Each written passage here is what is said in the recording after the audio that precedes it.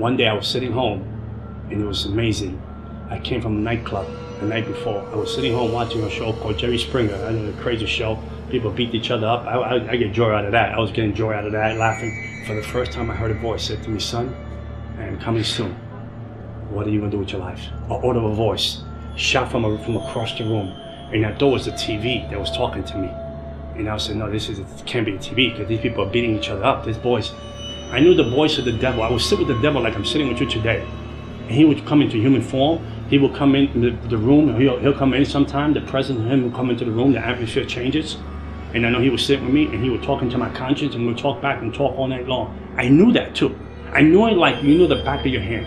I knew every demon, every principality that ran the region, ran everything in America, everything in Canada, everything that ran. I knew every principality that ran, every occult, Wicca, New Age, Buddhism, Islam, Santeria, spiritualism. I knew every principality that ran. I had a contract with every principality with them. I had straight A marks of every principality, every demon on the ground, the devil, Jezebel. I had new demons that I can't even tell you the name because you won't know who they are.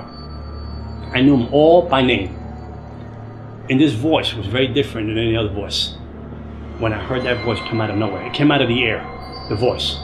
And I went into shock. And then I saw a vision from the other side of the apartment that the sky was on fire and people underneath. I saw people running for cover, but there was no cover where to hide.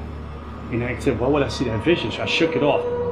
But I remember I went to sleep, and like a deep sleep. Like someone put anesthesia, and I went to sleep. I ended up in a train full of people. I couldn't believe that I was in a train full of people. And this train was going faster than you can ever imagine. I'd never been on something this fast on earth. And it went into hell. And Jesus Christ took me to hell. And when I got to hell, the doors opened. I mean, there was a slam in the doors. There was an unspeakable echo. All the doors opened. And there was heat that came out of nowhere. That I felt like you were going to suffocate, the heat that came out. And I got out the train, and the people in the train, they had no faces. But you could see the fear on the people on the train. You could feel the fear, the impact of the fear, that they were going to a place that they were never going to return. And the place was packed. And then I tried, I said, I can't die here. I said, I can't die. This is not for me. I wasn't born to be in this place. I was saying this to myself. I was not born to be here. So I tried to find like a tunnel in hell. And I was walking to the tunnel. I was trying to run to the tunnels in hell, try to find a door. Maybe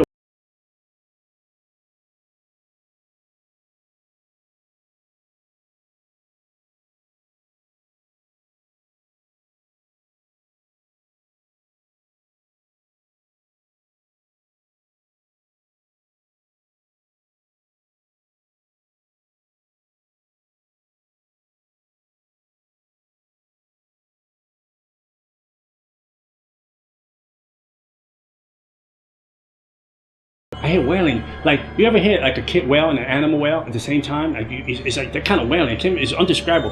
And it was a heat and a smell that was like if it was like in the sewers of the gutters of New York City. But I mean, but crazier than that. And then as I came to a part of the tunnel, the devil showed up. He said, I was your daddy. He spoke to me in the amount of time. I was your daddy. I gave you everything you needed. I took care of you. I blessed you. I protected you. I killed people for you. I did everything. I gave you powers. I gave you a name in the kingdom of darkness. I gave you a name. When people came against you, I destroyed them because I knew that you were going to be the vessel that I was going to use to move my kingdom on the earth. And now you want to leave me? Now you want to betray me in demonic tongues? And I'm talking to him back in demonic tongues and telling him, no, I'm not leaving. I'm just confused. I don't know what's going on. And he said, no, I know what you're going to do. You're going to leave me and you're going to expose my religion. You're going to expose who I am and how I operate in the spirit realm. Because I taught you things that I never taught no one else. I show you things. I trusted you with the things that I needed you to know so you can further my kingdom. Because I wanted to use you in a greater measure way. And the confused, he went to grab me. As he went to grab me to destroy me, the cross of Jesus Christ appeared in hell. I didn't understand how a 3-foot cross appeared in hell when I was wearing the blue shorts and a t-shirt. And I put it on him. And when I put it on him, the devil melted like he was an infant. Like an infant, he melted and fell on the floor, like no powers. So I took that opportunity. I ran deeper into the gates. I ran deeper into the tunnels of hell, hoping that there was a door. My hope was it was a hope and a hope at all. There was no place to say, I'm coming out of here. This is it. This is the end. I had a fear that gripped me that I was undescribable. I never felt a fear like that. I never felt a despair. It was the opposite of what heaven is. It was opposite of joy. It was opposite of gladness. It was opposite of peace. It was opposite of light from darkness.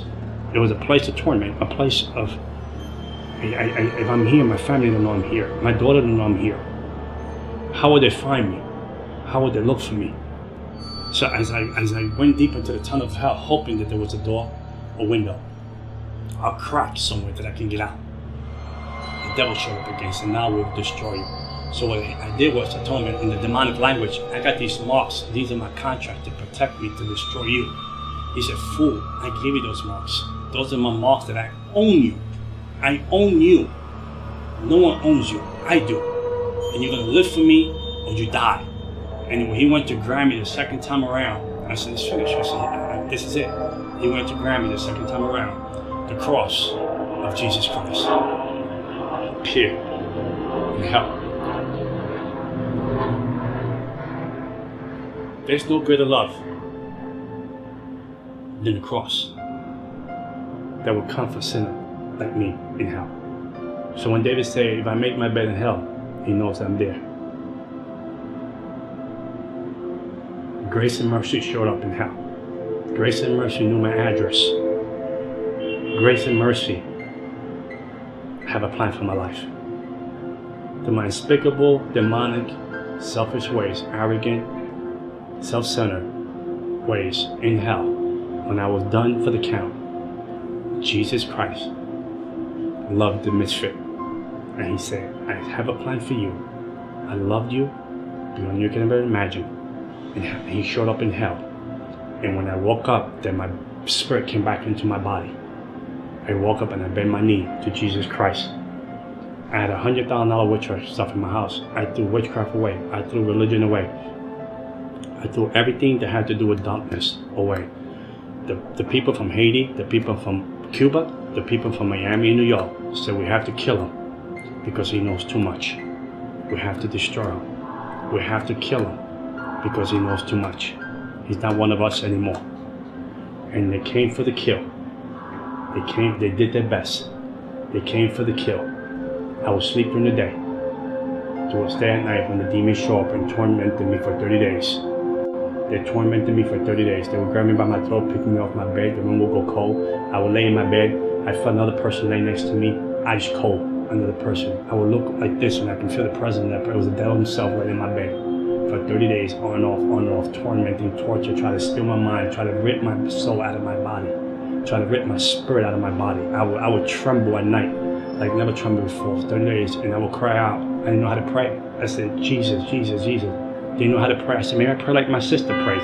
I heard her in church, she prayed this way. I heard that person pray this way. I would bring all these prayers together to try to put them together like a puzzle, to try to fight for my life. And one day I was in church worshiping, and I would ask the Lord, why?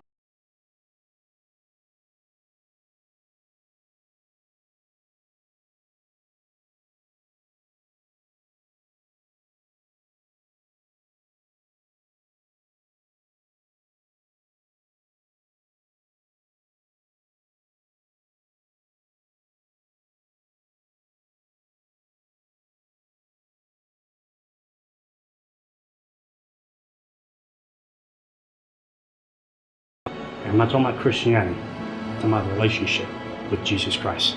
He is my Lord and Savior. He is my beginning and end. No weapon formed against me will ever prosper. I died when Jesus said I go home.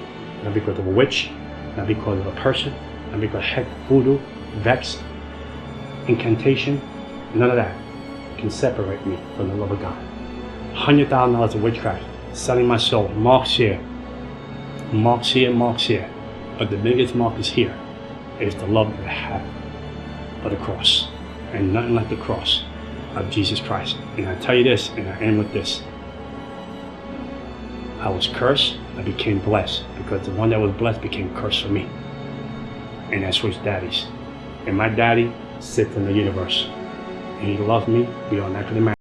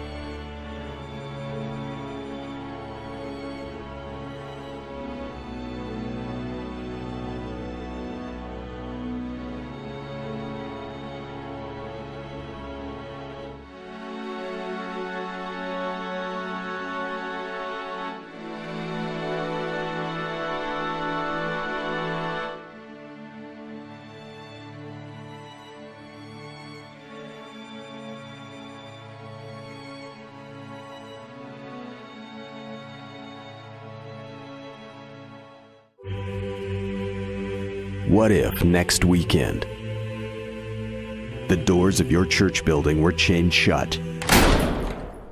Would your faith survive?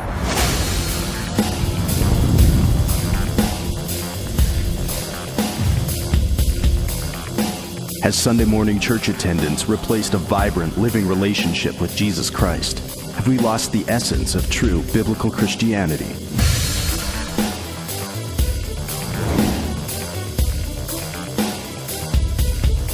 We've traveled the world filming testimonies of ordinary Christians seeing signs, wonders, and miracles as they take the gospel of Jesus Christ to the lost.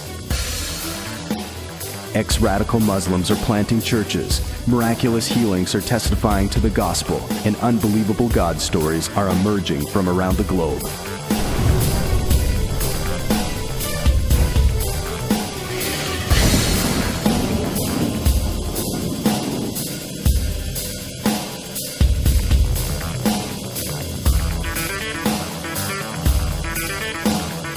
I believe that Jesus died on the cross for more than good Sunday morning services.